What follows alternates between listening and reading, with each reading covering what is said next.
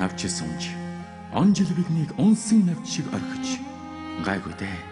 Би аавыгаа жаргаж амжнаа гэж өөрийгөө хуурна. Ганцхан зүрхнийтэн цохилт намайг зэмлэн лугшиж газар дээр аав минь хүртэл мөнх бусыг сануулдаг. Хазайлгаж болохгүй тэтэм шиг нэрээр тань би авгалсан. Халуун зүрхний уйрал хайр гүнгийг чинь хүртэл өвлсөн. Өргөстэй орчлонд бүдчихэд уйлж суухын цагтаа хүн өлгийг минь сэлсэн аавтай болохоор амьд явж чаддаг.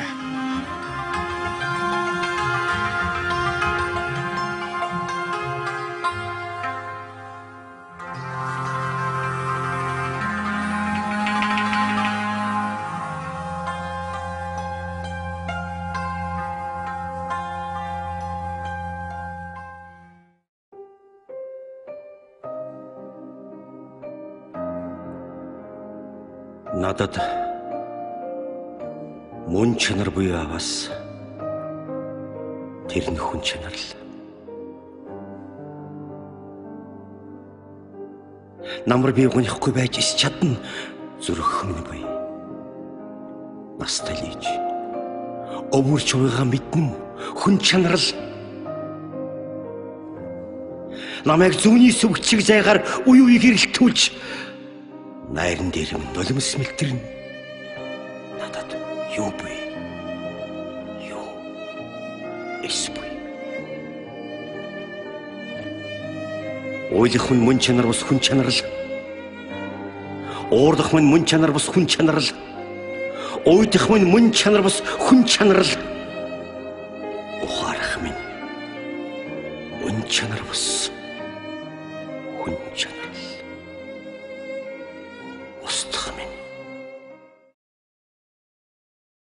Манай Сүхбаатар аймгийн Наран сумд ирсэн.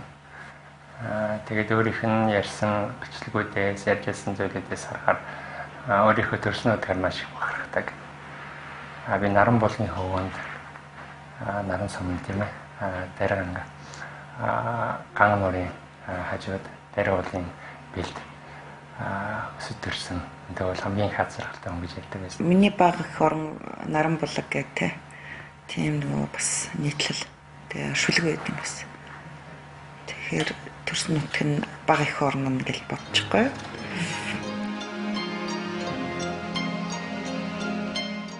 Сүхбаатар аймгийн Наран сум аав ээж хоёрын минь төрсөн нутаг. Тэд энэ суманд айл гэр болж гал голомтой бодраасан. Наран булгийн ингэр дээр аавын минь шүлгэн гэрээс чулуун дээр мөнхрөн үлдсэн байдгийн. Манай аав чих тийм олон араншин гэм бас цуглуулга байсан юм шиг байна. Тийм олон одоо их тийм сонгодог одоо юу гэдэм бэ? Маш шудраг. Тэгсэн мөртлөө маш зөөлөн одоо ингээд тэр нөгөө нэг хит тийм айгу ингээд хүний анхаарал бүр өртөм. Тийм л байсан байгаа байхгүй. Тэгээ бид хэд яг тэрний л одоо хэсэг бусгаар нь хаваал өөр өөрийн зан чанартай шингээсэн тийм л юм да.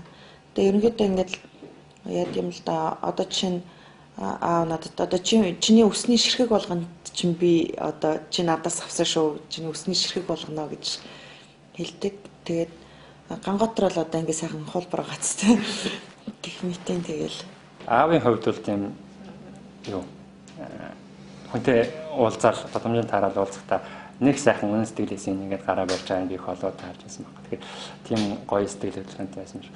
Хэлэх гэсэн юм тодорхой нөхцөл байдалд шууд илэрхийлдэг зан чанар бол бид нарт бол бүгдэнд нь тодорхой хэмжээнд байгаа юм шиг байна.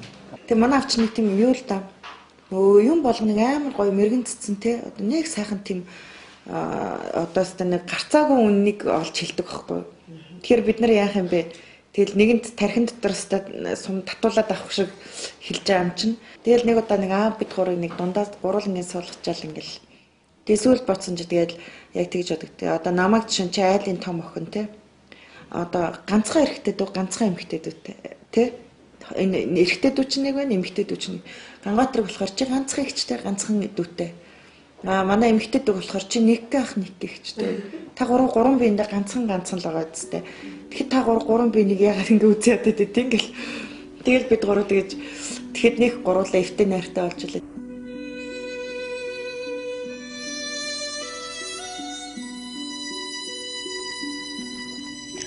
Нэг удаа багш маань өвлийг цонхоор харахад гэсэн сэдвээр уран зохиолын ямар ч хэлбэрээр хамаагүй юм бичих даалгавар өглөө. Тэгээд би цамцсан цонхоор өвлийг харж чадсангүй. Гагцхүү цамцсан цонхол надад өвлийг мэдрүүллээ гэсэн хоёрхан өгүүлбэр бичээд л багшд хураалгаж орхисон юм. Дараа нь бичсэн ямыг минь уншаад аав баахан инээснэ. Миний охин мөндөө гэж багшд хэлсэн байгаа юм. Яг үнэндээ юун тэгтлээ таалагдсныг би мэдээгүй. Нэг их агуу юм бичсэн гэж тоосондоо биш.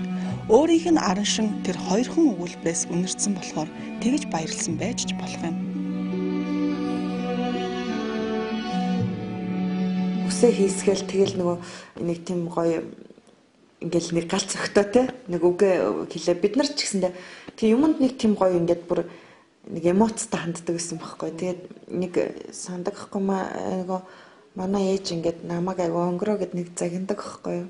Тэгсэн чи манай ээж яа тийм би ч гэсэн өнгөрөө штэ гэд тэгжсэн байхгүй. Тэр шиг яг нэг тийм одоо юмд ингээл нэг тийм яг таг нэг голыг нь олоод яг ингээл хилчдэг байхгүй. Би ч багаас яг наавтай хайрлаж байсан юм шиг. Ялангуяа алин ганц хүүгээд их хайртай. Тэгээ нөгөө санаа зовтол хайрлаж байсан л та заримдаа. Би өөрөө сан би уурлахаар очоод нөгөө хэдэн жил жахаад байцгаад болцсон болохоор аав хоёр ингээд эрхлээд би бүр байн гэчээстэй. Амар том хүү болчиход хурж ирсэн хойно одоо ингээд унтахаар ирээл хөлөнд юу тасмаас төгөж өгөөл барьж өгөөл ингээд ормоор ингээд амар эрхэлдэг байсан. Тэгээд тэр болгондоо амар тийм санаа зовно. Тэгтээ дотроо бол амар нэг бодлын баяртай, нэг бодлын бас аавж аяг хайрлагддаг. Тэгээд дурсамжууд юм байна гот. Яруу найрагч Гангуатар үргэлжсэн үгийн зохиолч мөнгөнд л юу гэдэг лээ дэгийг өгөөд жүжигийн зохиолч дэжтмаа гэж бид гурыг дэлхүү амьтаа орж ирэхээр тэгдэг. Тэгэл бид нар амар хичдэг тиймсэн. Тэгэл зан чи одоо 21-р зууны мисс штэ гэд манай дүүг нөгөө одоо загвар өмсдөг штэ. Тэр үед чинь загвар магвар өмсдөггүй л байсан юм л та. Тэгээд жоохон байсан юм ч тэг. Энд чи 21-р зууны Монголын мисс болох юм штэ гэж тэгдэг ус. Гэх мэт. Ийм авчихсан хэдэн оны өмнө нэг юм өнгөгдөж одоо яатсан бараг урагдсан шиг нэг юм ном болов. Тэгээ нэг харсан нөгөө энтхийн уртаа авч явжсэн 10 ном байна л та. Аяхаас өмнө бэлгэлжсэн энэ дээр бичсэн шүлэг нь нэртэй их холбоотой бичсэн үг нь. Хайрт хүү Гангуатар гэсэн тийм Гангуатартай. Чи хинч байсан би чиний эцэг бөгөөд сайн муу хэлэгдэх алиндэн ч миний нэр чиний нэртэй хамт явах болов гэсэн. 89 оны 9 сарын 9 шилэн тэгэхээр хүний нэр гэдэг тийм юм байна юм л та. 9 сарын 9 сарын. Наач миний төрсөн өдрөөр чамд билсэн.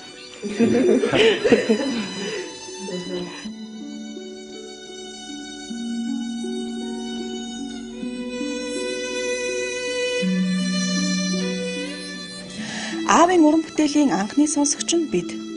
Тиймээс яг л онож шүүмжилж магтахгүй бол урам нь хугардаг байв. Хэрв сэтгэлд нь нийцсэн үг сонсвол олон юм хэлэхгүй ч нүд нь очтоод ирнэ. Аав маань бидэнд их олон шүлэг зориулж бичиж байсан да. Улс төрийн хүрээнд шашны цэцгэлтэн ч юм уу те одоо будны соёлын төвийн тэргүүн байсан.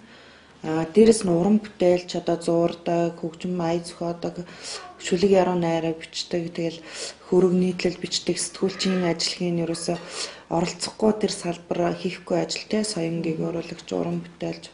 Тэгэл тийм байсан учраас яг тэр нөгөө тий бүгдээрээ нэг цогц гэж бодох юм бол тэр чинь нэг зориг одоо бүх одоо шүлэг болгоно тэр ингээл өөрийнх нь тэр зориг одоо жишээ нь эх орны сэдвтэй улс төрийн сэдвтэй те тэгсэн ч гэсэндээ цаанаа нэг тийм нэг л зоригтойсэн. Гэхдээ тэр зориг нь болохоор зүгээр л Монголын төлөө гэсэн сэтгэлтэй хүн байсан л да. Тэгээд зүгээр нэг философи ерөнхийн нөгөө нэг юу нь болохоор тийм бурхны шин их шүтдэг те буддын гүн хааныг айвих тийм дэмждэг тийм одоо судалдаг тийм хүн байсан л да. Надад хамгийн их туссан хамгийн их одоо сэтгэлд юм хөргсөн хэдэн шүлэг байгаа. Нэг нь болохоор энтэг явхад маань зориулж бичижсэн өөр хүүхдийн хөргөшүүлгээ хүмүүс тэнгэр шиг бай гэдгээр нь хөвгтэй сайн мэдэх байна. Энэ шүлгийг бол одоо тэнд сурж явах үедээ биш нэг 10 дөнгөж гар настай хөвгтэйсэн. Байнга л уншдаг өөрөө.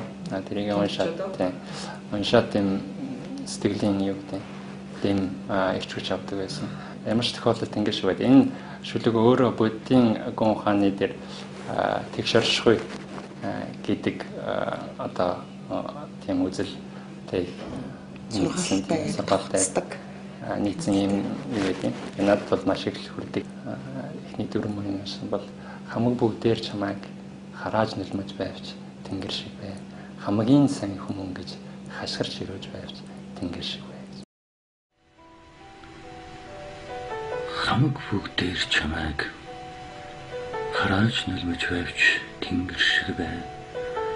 Хамгийн сайн хүмүүс гэж хашгирч өрөөж байвч тэнгэр шиг бай. Төвчээр барагдаж нөхөд чин мөрхөвч тэнгэр шиг бай. Мөнхөд амгалан тэргэнд суулгаж алтан дитэн өмсгөж тэнгэр шиг бай. Юу ч болоогүй юм шиг. Хамгийн хайртай хүн чинь хайж удсан ч хан тэнгэр нурч гаагүй цагт бүү зов. Нэг миний тэр их мундагтаа гэдэг нэг хүн тоодог штэ. Би зүгээр амьдтан биеийн хайрал гэдэг шүлэг одоо хүмүүсийн нөгөө сэтгэлд аягүй хүрцэн те одоо юу гэдгийг амьдрал аягүй том философи гэж хүмүүс хүлээж авцсан байхад тэрийг хүмүүс миний энэ би өөрөө энэ шүлэг аягүй тийм мундаг шүлэгчлээ гэж ерөөсөө нэг боддгоо байсан чинь хүмүүс бүгд хүлээн зөвшөөрчтэй гэж ярьжсэн байхгүй тухай те. Тэр яг тэрэнд нь өөрөө мэдлэхгүй уран бүтээлч юм чинь нөгөө тэрэндээ шингээж тэрийг бүтээсэн байна л да. Амьдтан бие биенээ хайрлах хүмүүсээ алив сайхнан бусдаас битлий харамл хэрэггүй үгийн зэвэр зүрхийг минь бүү шархлуул хэн нэгнийхэн харанхуй нөхрөө битгий түлэх архинд орсон нэгийхэн шоолж бүүнэ аяа чиний аав чинь ч байж мэдэн шүү дээ. Амжиж чи өөрөө алдрын зэрэгт хүрсэн бол аз жаргалын хаалгыг бусадтан нээж өг. Ачиг чинь тэд бас бүү мартага. Ганц сайхан үгээр дутаж яваа хүнд гарцаагүй тэрнийг олж хэл. Гадаа нартай чи гэрт хүйтэн өдөр газар дээр нэг бусудаа тохиолно.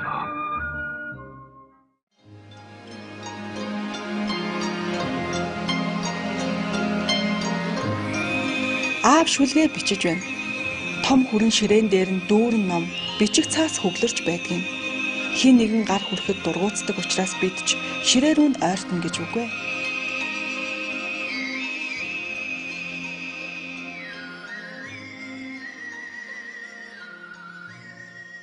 Одоо бид нар болохоор яг манай аав ээж хоёрын амьдарчсэн. Одоо 11-р хороолд 6 дугаар байран дээр хурж ирчээд байгаамаа. Тэгээд яг энэ одоо миний энэ зогсож байгаа энэ болонд болохоор манай аавын яг одоо нөгөө ажиллаа хийдэг, уран бүтээлээ туурвдаг ширээ сандал энэ байсан. Тэгээ одоо бол бид нар Сүхбаатар аймагт нөгөө музей байгуулаад тэнд музейд нь одоо бүх юмнуудыг аваачаад тавьсан учраас одоохондоо ингээд ширээ дээр нь байхгүй байгаа. За энэ даавын ингээд өдрийн тэмдэглэлийн дэвтэр байгаа юм. Тэгээ энэ одоо Оддын айлгын анхны ном унших түмэндээ бэлгэсэн дүү даш балбартаа дурсуу гэдэг энэ 1984 оны 11 сарын 18-нд гэдэг энэ Батүлзээ гэдэг хүний яруу найрагчтай мас Сүхбаатар аймгийн бас шүлэгчдэг. Тэгээ манай ааваас Ахмад тийм хүн байсан. Тэр хүний бэлгэлсэн юм юу байна л да. Тэмдэглэлийн дэвтэр. Энд дэр ингээд аав ингээд өөрөөр шүлэгнүүдийг бичсэн. Ийм нэг шүлгийн юу байна. Аавын нөгөө хэрэгжилжсэн аягнууд байгаа энэ янз янзаар шагнал урамшуулах хотно өгчээсэн. За энэ аав ингээд 2 хөөрг байгаа. Энэ нь бол хожим хүн бэлгэлсэн өрг. Энэ яг удам дамжиж ирсэн хертний эд байгаамаа. Хууч нөгөө зохиолчтой хороо гэдээсэн.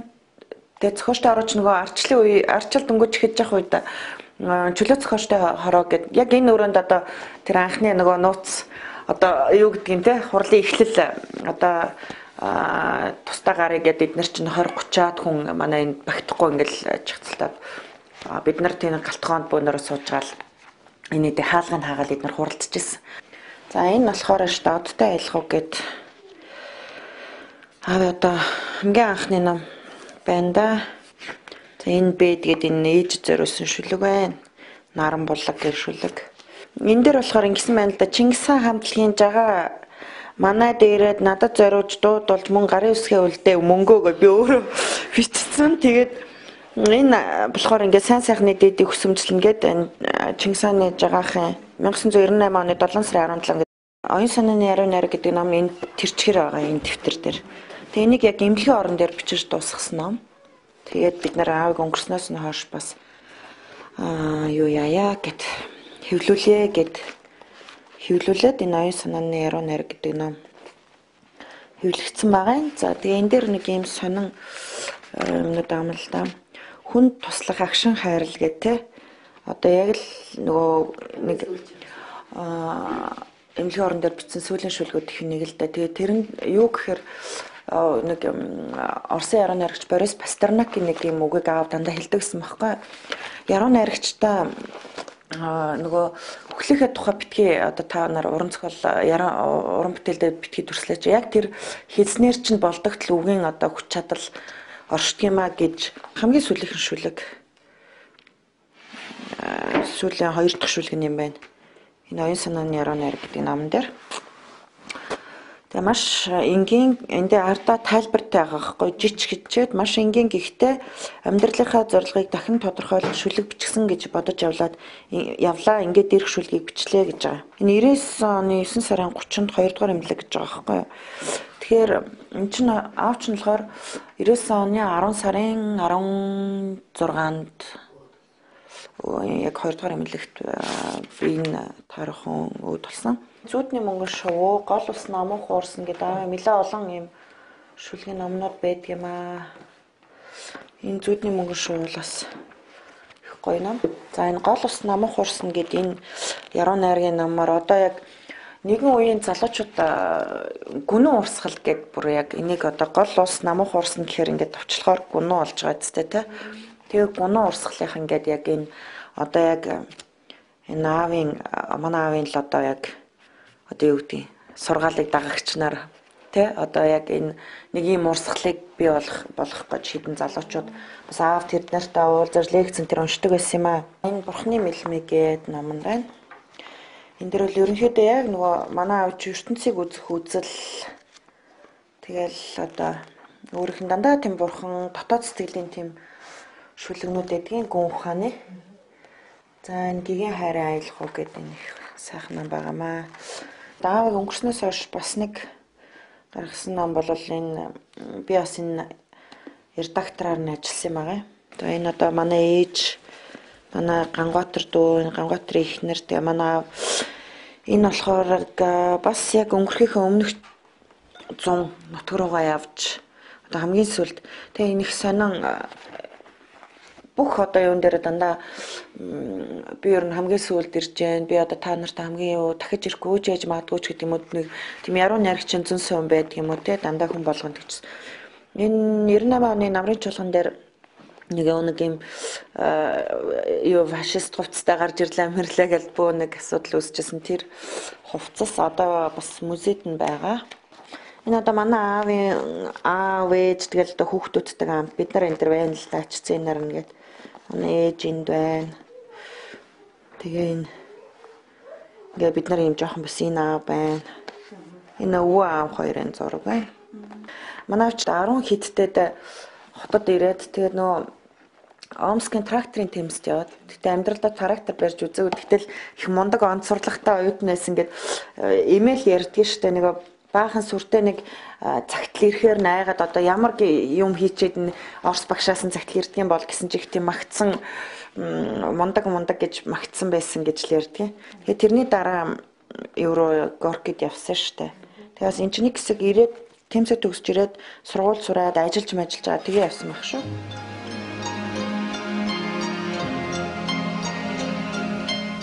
Байрныхаа гадаа аав цэнхэр гитараа барин мөнх тэнгэрийн дор мянган хавар Монголын сайхан оронд жил дэлгэрнэ хэмээн дуулж байлаа.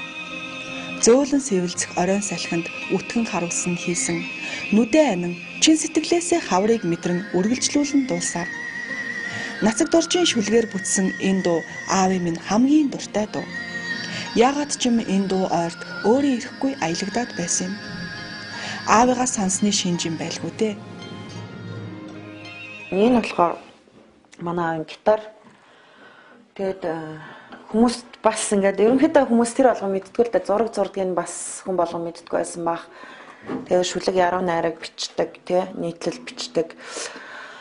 Тэгээ энэ цэхэр гитар болохоор аав юм гитар ингээд манай ач нөгөө бас ая зохиодог гэсэн. Авч өөрийнхөө одоо шүлгүүдэд бас ая хийхээс гадна бигзэн агуулангийн бас шүлгэнд маш гоё ая хийсэн байдаг. Нөгөө намрын мөнгө өглөө гэд шүлгэнд нь ая хийсэн байгаа. Би тэгээд тэднэрийг над бол нэг нотлуулаад бас сайхан CD болгож гарах юмсан гэж боддیں۔ Тэгээд аав бас өөрийнх нь дуу хоолойгоор дуусан сайхан дуунууд эдгийн. Манай аав чинь их зурдаг юм байсан. Тэгээд зурсан зургнаас нь одоо